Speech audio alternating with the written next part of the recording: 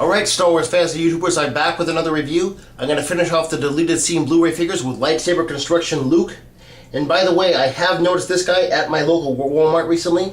So, as I've said, Hasbro distribution problems may be working themselves out. If you haven't gotten this figure yet, I recommend you look at Walmart for him. Anyway, here's the card back from the deleted scene, and the back, as I mentioned before, very much like the old classic Kenner card backs as well. Here's the other figures from the Wave and some others down there. Mainly those are Phantom Menace figures, I believe.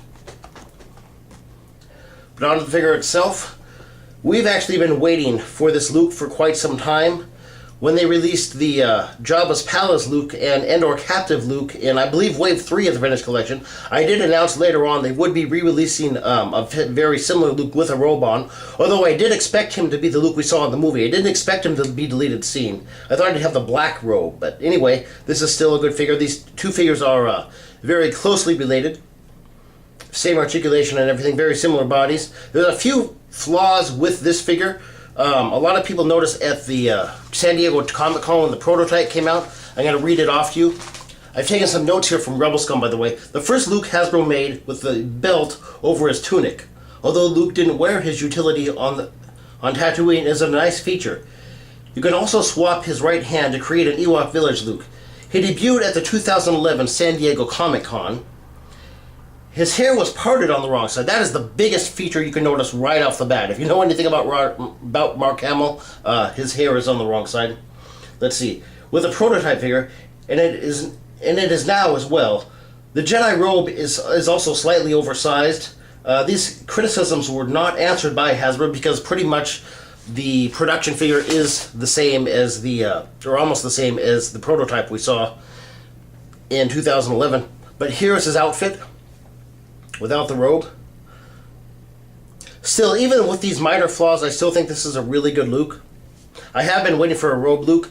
They've made, since I've been collecting, they've pretty much released, in one form or another, Luke from Episode 6 in black almost every time. I know they released him with the 30th anniversary. They have a collector coin from it. They re-released that figure with slight changes in Battle 4 Endor Battle Pack.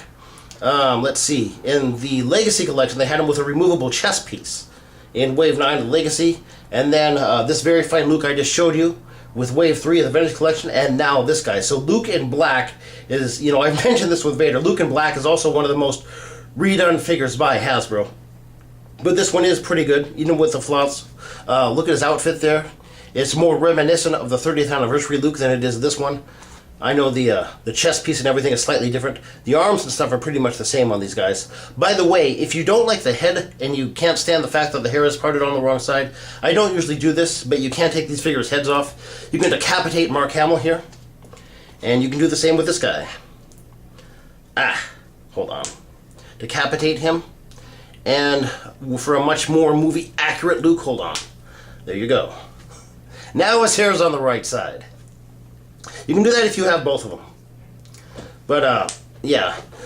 I'm glad I picked these figures up, deleted Blu-ray on original card back.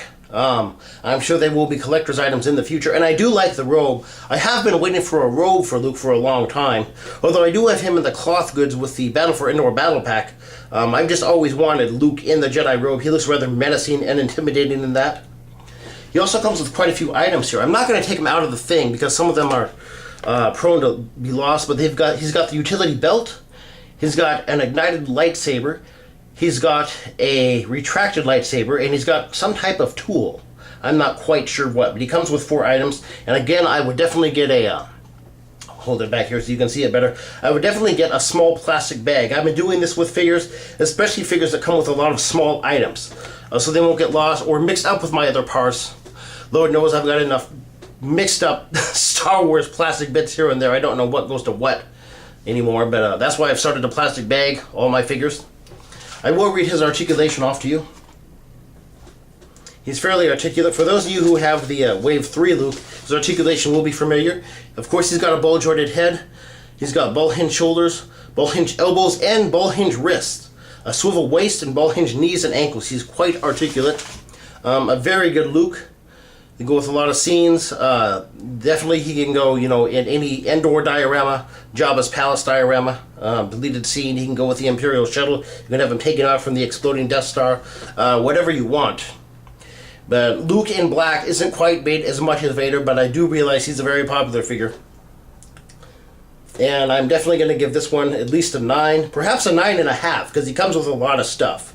Well, he does have some mess-ups and some obvious flaws, but still, he's a good figure overall. I guess I'll give him a 9. If his hair and everything were right and his robe wasn't too big, he'd probably have a 9.5, but, you know, I'm just going to give him a 9 overall. But even with the flaws, he is a good figure, and the deleted scene figures are definitely worth a look if you're a serious Star Wars collector. I doubt you'll see them again. Anyway, I hope you enjoyed my review. This is Supreme signing out, and as always, thank you for tuning in.